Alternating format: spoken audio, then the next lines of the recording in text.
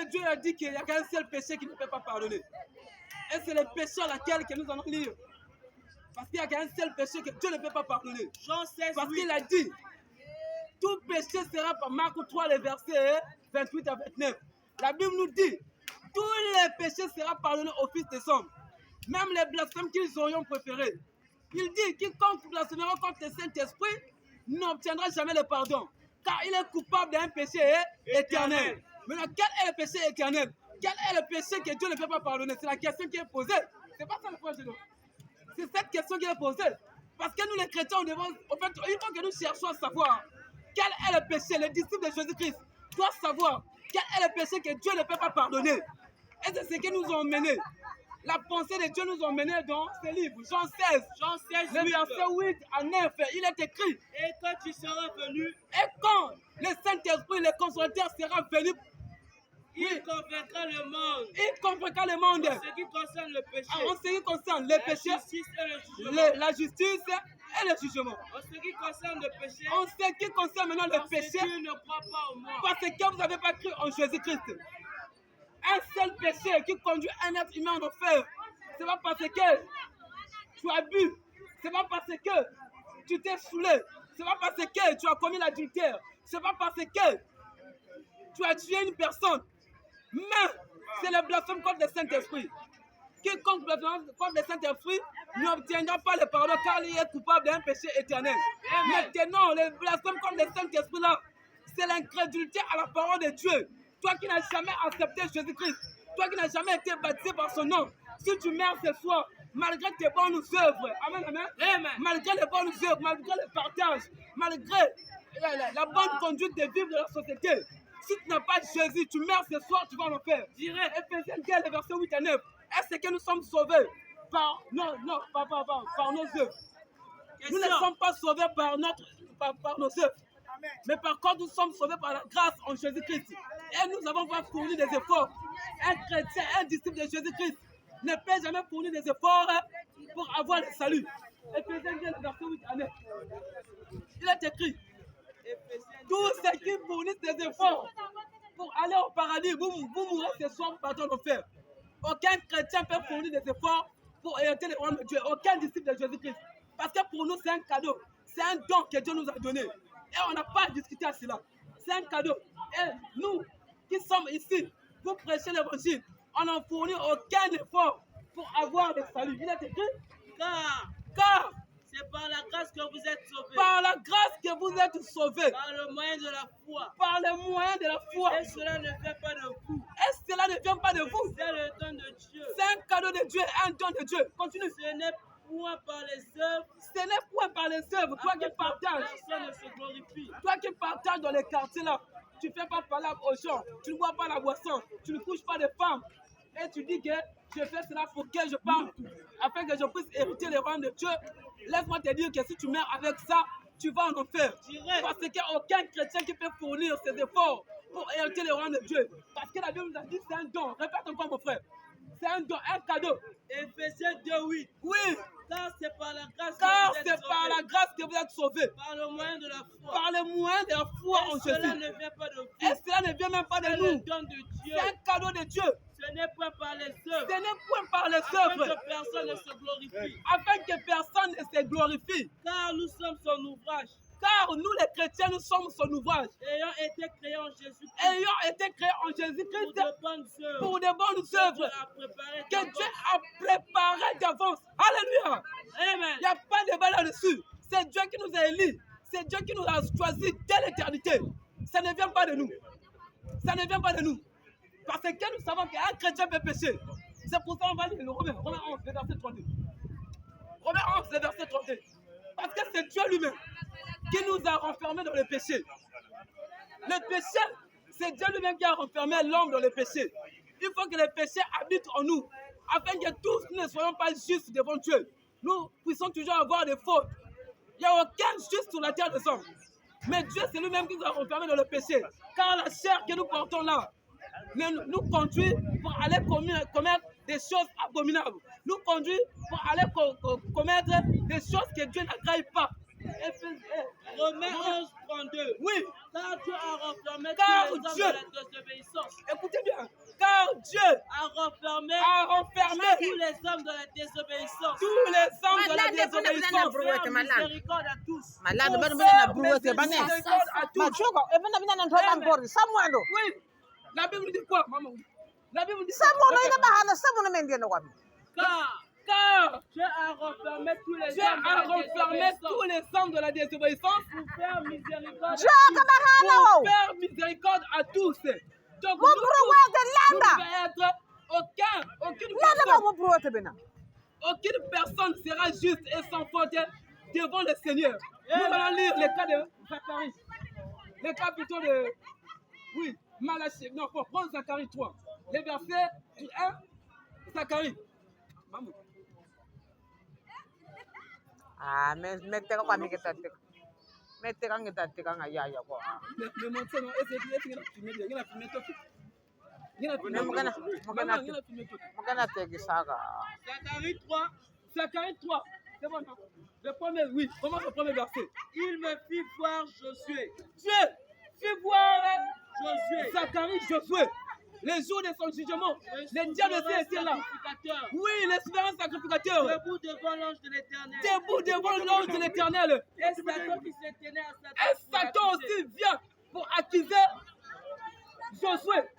L'Éternel dit à Satan, L'éternel dit à Satan, que l'Éternel te réprime. que l'éternel te réprime. Satan. Satan. Que l'Éternel te réprime. Satan, que l'éternel te réprime. Lui qui a choisi Jérusalem. Lui qui a choisi Jérusalem, N'est-ce pas là n'est-ce na pas là, iza hein, simba qui iza sont simba arrachés du feu. ma qui sont samono arrachés du feu? Or, Oh, Josué était Zaba couvert kazana, de zaba vêtements kazana. sales. Josué était couvert des vêtements sales. Et il Or, ces vêtements sales-là, ces vêtements sales nous montrent le péché de Josué. Il était couvert d'un vêtement sale.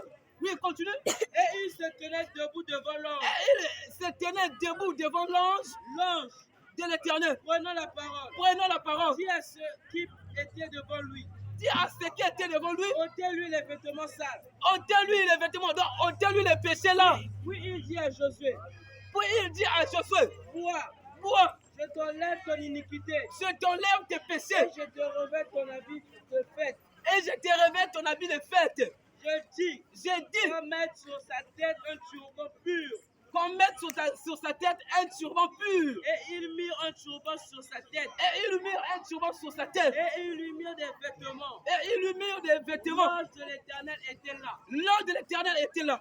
Donc malgré les péchés de Josué, Josué, oui, espérant sacrificateur. Mais Dieu, quand Dieu l'a regardé, Josué dit que non, ça c'est mon petit. Malgré le diable est venu accuser Josué, mais Dieu a dit que j'ai choisi Israël. Il a vêtu Josué des vêtements propres, parce que les vêtements de Josué étaient sales. C'est notre façon aussi.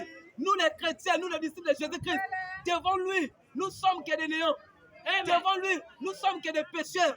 Mais c'est lui qui entre en nous les vêtements sales. C'est pour vous dire, bien-aimés, si tu ne crois pas à cette parole, tu meurs ce soir, tu vas en enfer. Et un pasteur qui enseigne à ses fidèles que Satan, c'est un ennemi de Dieu, le pasteur là ne peut éclairer. Amen, amen. Amen. Le pasteur n'est pas un ennemi de Dieu. Et, comment dirais-je? Je dis bien, j'allais dire Satan. Satan ne peut pas être ennemi de Dieu. Aujourd'hui, je suis un créateur. J'ai créé la marmite. Ça veut dire que j'ai formé la marmite. Est-ce que la marmite là va devenir mon ennemi? C'est Dieu qui a créé Satan. J'ai créé les stylos. Est-ce que ces stylos doivent devenir mon ennemi? Question. Les stylos ne peuvent pas devenir mon ennemi. Mais j'utilise les stylos que j'ai créés. Donc, Satan, c'est Dieu qui l'utilise. Amen, amen. Amen. Job 1, le verset 6. Tous ceux qui disent que Satan c'est un ennemi de Dieu, vous mourrez, vous partez en enfer. Satan c'est un bon petit de Dieu. Parce que Dieu envoie Satan dans les missions. Dieu envoie Satan pour aller détruire. Nous, c'est ce que la Bible nous a dit. Job 1, le verset 6. Qu'est-ce qui se passe? Et après, tu vas me prendre le livre des rois là. Bon, prends roi. On va lire au roi. Oui.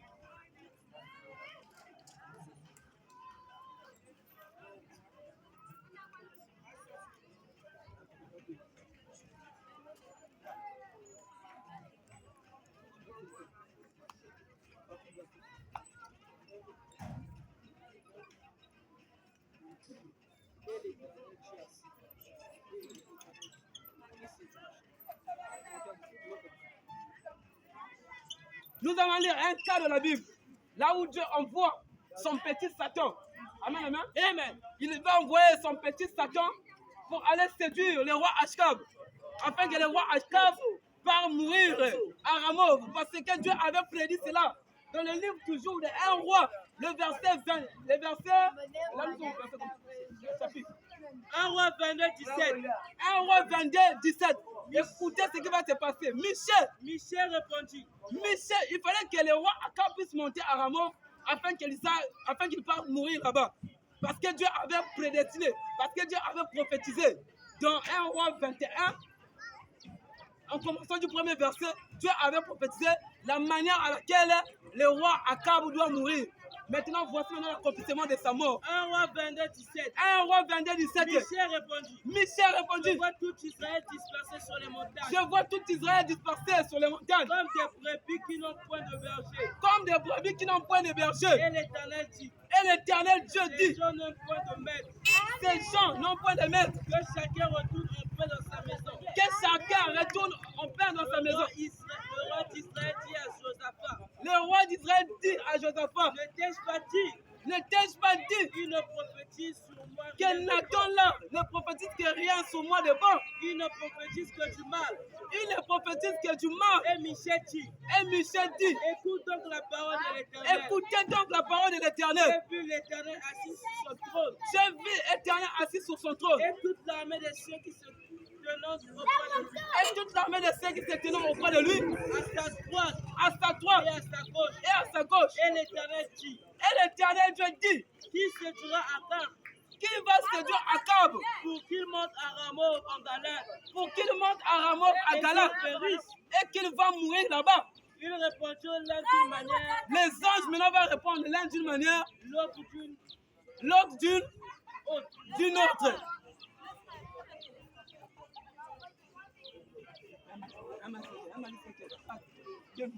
Oui. Et un esprit va se présenter devant l'Éternel et dit, moi, je le séduirai. Moi, je le séduirai. L'Éternel lui dit, comment? Qu'est-ce que tu vas faire pour séduire Achab? Je sortirai. Répondit-il. Je serai un esprit de mensonge de la bouche de tous ces prophètes. Un esprit de mensonge de la bouche de tous ces prophètes. L'Éternel dit. Tu les séduiras. Et tu en viendras à bout. Sors et faites ainsi. Et sors, faites ainsi. Jean 8, le verset 44, notre frère va partir. Le père des mensonges, c'est quoi? Parce que l'esprit là, quand il vient, il dit que je vais sortir l'esprit des mensonges. Maintenant, afin que ces prophètes puissent mentir et que le roi Achab puisse aller à Ramoth pour aller se faire tuer. Toi qui es Élisa, tu meurs ce soir, tu vas en enfer. Nous disons en bas les scolas, à bas les yamotés. Si tu meurs dans ces choses-là, tu vas en enfer. Il est écrit Jean 8, le verset 44. Jean 8, 44. Oui, le père des mensonges, c'est qui? Parce que la Bible nous a dit que Satan va aller répondre l'esprit des mensonges. Parce que Satan a dit que je vais répondre l'esprit des mensonges à ses prophètes afin qu'il puisse mentir au roi Achab, afin que le roi Achab monte à Ramoth à Galade pour qu'il sache, afin qu'il perde son âme. Là où il va partir à la guerre là-bas. Mais nous allons maintenant lire le père des mensonges. Parce que Satan a dit que l'esprit là a dit que je vais répondre l'esprit des mensonges à ses prophètes. L'esprit des mensonges, c'est qui? Il est écrit. Jean 8, 44. Oui. Vous avez pour le père le diable. Vous avez pour le père le diable. Et vous voulez accomplir les désirs de votre père. Et vous voulez accomplir les désirs de votre père. Il a été meurtrier dès le commencement. Et il ne se tient pas dans la vérité. Parce qu'il n'y a point de vérité en lui. Lorsqu'il profère le mensonge. Lorsqu'il profère les mensonges. Oui. Donc, l'esprit que Dieu a envoyé, l'esprit qui est venu demander à Dieu que moi je vais répondre l'esprit des mensonges à ses prophètes, c'est le diable. Parce que la Bible nous a dit que le diable c'est le père des mensonges. C'est pour cela que nous disons que l'ennemi, Satan n'a jamais été ennemi de Dieu. Amen. Aujourd'hui, si tu as créé une bouteille, est-ce que bouteille-là peut devenir ton ennemi? Question. Tu as créé la moto, est-ce que la moto-là peut devenir ton ennemi? Et nous disons encore, tous ceux qui prosternent devant la statue de Marie, tous ceux qui prosternent devant la statue de Marie, vous mourrez, vous irez en enfer. Direct. Toutes les communautés qui possèdent les photos de Jésus, vous mourrez par en enfer. Direct. Jésus-Christ n'a jamais de photos. Amen. Ésaïe 40, le verset 3. Qu'est-ce que la Bible nous dit? À quelle image nous allons comparer Dieu? Ésaïe 40.